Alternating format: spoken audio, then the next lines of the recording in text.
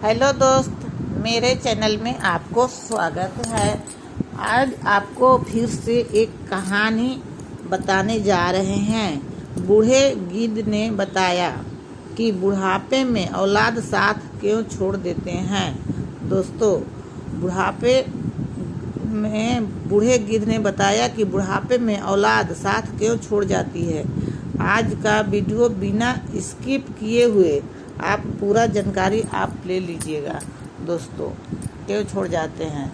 जय श्री कृष्ण। दोस्तों, बूढ़े गिद्ध ने बताया कि बुढ़ापे में औलाद साथ क्यों छोड़ जाती है। आज का वीडियो बिना स्किप किए सभी को देखना चाहिए, क्योंकि बुढ़ापा तो एक दिन सभी पर आएगा। हरा भरा पेड़ भी बूढ़ा होकर सूख जाता है, झड़ जाता है। आज जो बालक है वह कल जुआ बनेगा, फिर जवान होंगे और अंत में बुढ़ापे को अस्वीकार करना ही पड़ेगा। इसमें किसी का भी नहीं सुनी जाएगी, चाहे कोई कितना भी धनवान हो। रिश्वत देने से भी बुढ़ापा नहीं रुकेगा, चाहे कोई कितना भी बहादुर हो, लोग उससे डरते हो, फिर भी बुढ़ापा आएगा। ज्ञानी, धनी, बलशाली या गुणी सभी के हुनर व्यर्थ हो जाएंगे जब बुढ़ापा आएगा। इसलिए यह जानकारी ध्यान से सुनिएगा। इस वीडियो से पता चलेगा कि औलाद बुढ़ापे के साथ क्यों छोड़ जाती है। इस बात को समझाने के लिए हमें इस कहानी को ध्यान से सुनना चाहिए, क्योंकि अधूरा ज्ञान हमेशा लटकती तलवार की तरह होता है। इसलिए वीडियो को अंत तक जरूर देखिएगा। भगवान श्री कृष्ण भी कहते हैं कि अधूरा ज्ञान मृत्यु के समान होता है। आइए जानते हैं। दोस्तों, सबसे पहले तो वीडियो को लाइक कर दीजिएगा, क्योंकि आप बाद में लाइक करना भूल जाते हैं। देखिए दोस्तों, लाइक करने का कोई भी चार्ज नहीं लगता, इसलिए एक लाइक तो बनता है। जय श्री कृष्ण जरूर लिखिएगा कमेंट में। किसी जंगल में एक बड़ा भारी बरगद का वृक्ष था। उस वृक्ष पर हजारों प्रकार के पक्षी दिन भर चहचहाते रहते थे। पूरे जंगल के पक्षी उस बरगद के वृक्ष पर विश्राम करने के लिए आते रहते थे। कुछ पक्षियों का तो वह वृक्ष अस्थायी निवास स्थल था। उस वृक्ष पर रहकर पक्षी अपार आनंद का अनुभव करते थे। कहते हैं कि जब वह किसी स्थान पर या किसी व्यक्ति के साथ लंबे समय तक रहते हैं तो हमें उससे मोह हो जाता है। इसी तरह उस वृक्ष पर रहने वाले सभी पक्षियों को उस बरगद के वृक्ष से मोह हो गया था। एक दिन की बात है, जब जंगल में सूखा पड़ गया। कई वर्षों से पानी नहीं बरसा और जंगल के वृक्ष सूखकर मुरझने लगे। वह बरगद का वृक्ष भी पानी न बरसने के कारण सूखने लगा। समस्त पक्षी धीरे धीरे उस वृक्ष को छोड़कर जाने लगे। जब वह वृक्ष पूरी तरह से सूख गया और उसके पत्ते और डालियां टूटकर गिरने लगी, तो उस वृक्ष पर रहने वाले सारे पक्षी उसे छोड़कर किसी अन्य स्थान पर चले गए। केवल एक बूढ़ा गिद्ध उस वृक्ष पर अकेला बैठा रह गया। उसने देखा कि सारे पक्षी एक एक करके वहां से जा चुके हैं। कुछ पक्षियों ने उस बूढ़े गिद्ध से भी चलने को कहा, परंतु गिद्ध ने जाने से मना कर दिया। बूढ़े गिद्ध ने सोचा कि मेरा जन्म इसी पेड़ पर हुआ है, यही मैं खेल कूद कर बड़ा हुआ हूँ। मेरे जीवन का सारे सुख मुझे इसी बरगद के वृक्ष ने दिए हैं। आज जब इस पर विपत्ति आई है तो मैं इसे अकेला छोड़कर कैसे जा सकता हूँ। इस वृक्ष ने मुझे पाल पोसकर बड़ा किया है, सुख दुख में मेरा साथ दिया है। मैं इस वृक्ष का ऋणी हूँ, मरकर भी इस वृक्ष को नहीं छोड़ूंगा। वे लोग बड़े खुदगर्ज होते हैं जो अपने माता पिता को बुढ़ापे में छोड़ देते हैं या परदेश में रहकर सुखपूर्वक जीवन बिताते हैं और घर पर अपने वृद्ध जनों को भूल जाते हैं। ऐसी संतान के लिए धिक्कार है जो अपने माता पिता के बुढ़ापे का सहारा नहीं बनती। जरा सोचिए, जब आप असहाय थे तब क्या आपके माता पिता ने आपका साथ छोड़ा था? जब आप बीमार हुए थे तब क्या उन्होंने आपको अकेला छोड़ा था? जब आप किसी संकट में पड़े थे तब क्या उन्होंने आपका साथ नहीं दिया था? जब उनके मन में किसी अच्छी चीज़ को खाने की इच्छा उत्पन्न हुई थी तो क्या उन्होंने वह चीज़ कभी अकेले खाई थी? आज जब वे बूढ़े हो गए हैं तो आपको उनके घृणा होने लगी है उनसे। उन्होंने आपके लिए इतना किया, क्या आप उनके लिए इतना भी नहीं कर सकते हैं कि उनके बुढ़ापे की लाठी बन जाएं? दोस्तों, बूढ़े गिद्ध ने मरते दम तक उस वृक्ष का साथ न छोड़ने की कसम खाई। कुछ दिन और बीते तो वह वृक्ष पूरी तरह से जर्जर हो गया। उसे दीमक खाने लगी, लेकिन गिद्ध फिर भी उसे छोड़कर नहीं गया। दिन में थोड़ा बहुत इधर उधर घूमकर अपना भोजन जुटा लेता था और शाम होने पर उसी सूखे वृक्ष पर आकर बैठ जाता था। इस तरह से कई रोज बीत गए। जो पक्षी उसे छोड़कर दूसरे स्थान चले गए थे, उन्होंने सोचा कि गिद्ध काका अभी भी उसी सूखे वृक्ष पर बैठे रहते हैं, क्यों न हम सब मिलकर उनके पास चलें और उन्हें समझाकर अपने साथ ले आते हैं।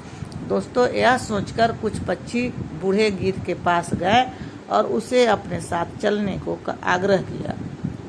कहने लगे, गिद्ध काका, आप इस सूखे वृक्ष पर क्यों बैठे रहते हो? इस वृक्ष का जीवन समाप्त हो चुका है। मृत के साथ मरना कहाँ की समझदारी है।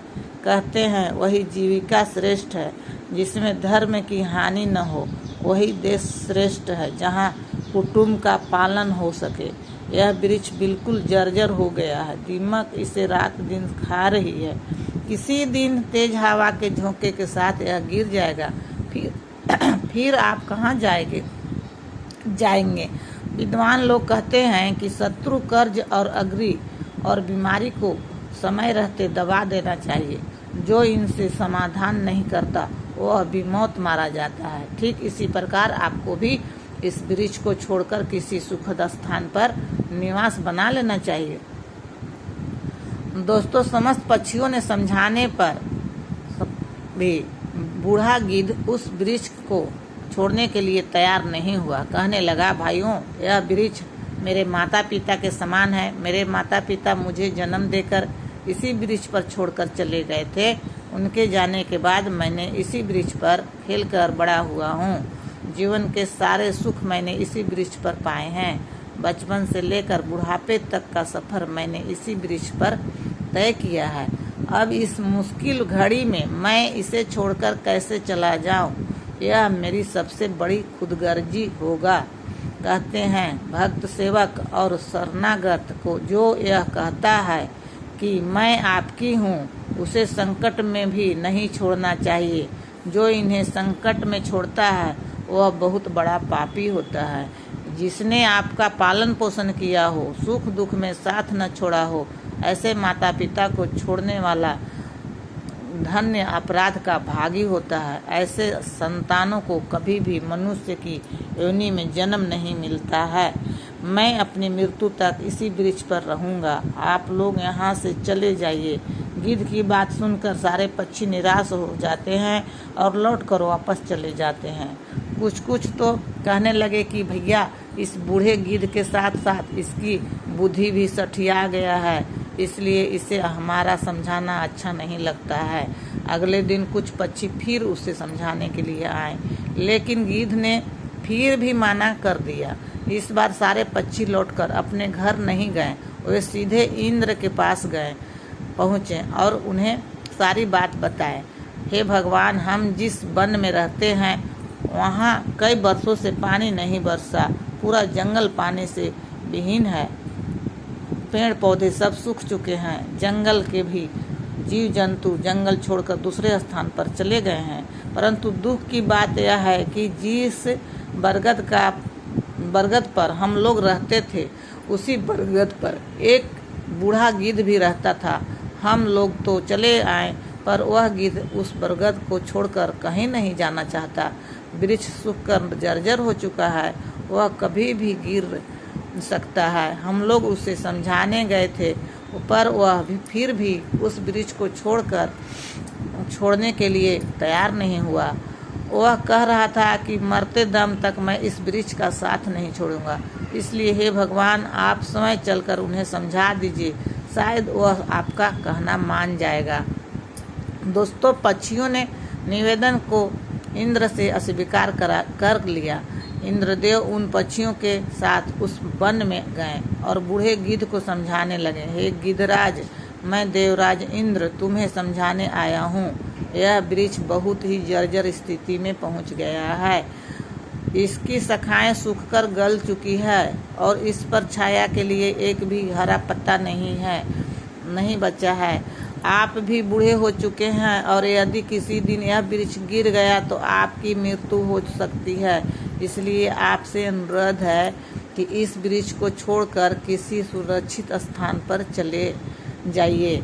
इंद्र की बात सुनकर वृद्ध गिद्ध कहने लगा, हे भगवान, एक बात बताइए, जब मेरा जन्म हुआ था तो मेरे माता पिता मुझे इसी वृक्ष पर छोड़कर स्वर्ग सिधार गए थे। जब मैं असहाय था तो इस वृक्ष ने ही मुझे पाल पोसकर बड़ा किया। मैंने इसी पर खेला कूदा और इसी पर रहकर जीवन को सारे सुख उठाए। अब जब मैं बूढ़ा हो गया हूँ, मेरा पूरा जीवन इसी वृक्ष की छाँव में बीता है। आज जब इस वृक्ष का विपत्ति आ गई है तो मैं इसे छोड़कर कैसे जा सकता हूँ। अक्सर लोग विपत्ति आने पर गरीबी में अपने हितैषियों और संबंधियों को साथ छोड़ देते हैं, लेकिन मैं उन मतलबी लोगों की तरह नहीं हूँ। मैं मरते दम तक, अपनी आखिरी सांस तक इस वृक्ष का साथ निभाऊंगा। गिद्ध का ऐसा अद्भुत प्रेम देखकर इंद्र बहुत प्रसन्न हुए। बोले, गिद्ध मैं तुम्हें वरदान देता। गिद्ध का ऐसा अद्भुत प्रेम देखकर इंद्र बहुत प्रसन्न हुए और बोले, गिद्ध मैं तुम्हें वरदान देता हूँ, बताओ तुम्हें क्या चाहिए। तब गिद्ध ने कहा, हे भगवान, यदि आप देना चाहते हैं तो मुझे वरदान की आवश्यकता नहीं है। इस बरगद को वरदान दीजिए ताकि यह हरा भरा हो जाए और इसकी आयु बढ़ जाए। मैं तो वैसे ही बूढ़ा हो चुका हूँ और मेरे जीवन के कुछ ही दिन शेष बचे हैं। मेरे बाद इस वृक्ष की छाया में हजारों पक्षी सुखी रहेंगे और सबका भला होगा। इससे मुझे भी खुशी मिलेगी। गिद्ध की बात सुनकर इंद्र ने मरते दम तक, अपनी आखिरी सांस तक इस वृक्ष का साथ निभाऊंगा। गिद्ध का ऐसा अद्भुत प्रेम देखकर इंद्र बहुत प्रसन्न हुए और बोले, गिद्ध मैं तुम्हें वादा देता हूँ, बताओ तुम्हें क्या चाहिए। तब गिद्ध ने कहा, हे भगवान, यदि आप देना चाहते हैं तो मुझे वरदान की आवश्यकता नहीं है। इस वरदान को दीजिए ताकि यह हरा भरा हो जाए और इसकी आयु बढ़ जाए। मैं तो वैसे भी बूढ़ा हो चुका हूँ और मेरे जीवन की कुछ ही दिन शेष बचे हैं। मेरे बाद इस वृक्ष की छाया में हजारों पक्षी सुखी रहेंगे और सबको भला होगा। इससे मुझे भी खुशी मिलेगी। गिद्ध की बात सुनकर इंद्र ने उस वृक्ष को फिर से हरा भरा बना दिए और पूरे जंगल में बारिश कर दी। सारे जंगल के वृक्ष भी फिर से हरे भरे हो गए और चारों तरफ हरियाली छा गई। जो जीव जंतु, पशु पंछी जंगल को छोड़कर चले गए थे, वे फिर से उसी जंगल में लौट आए।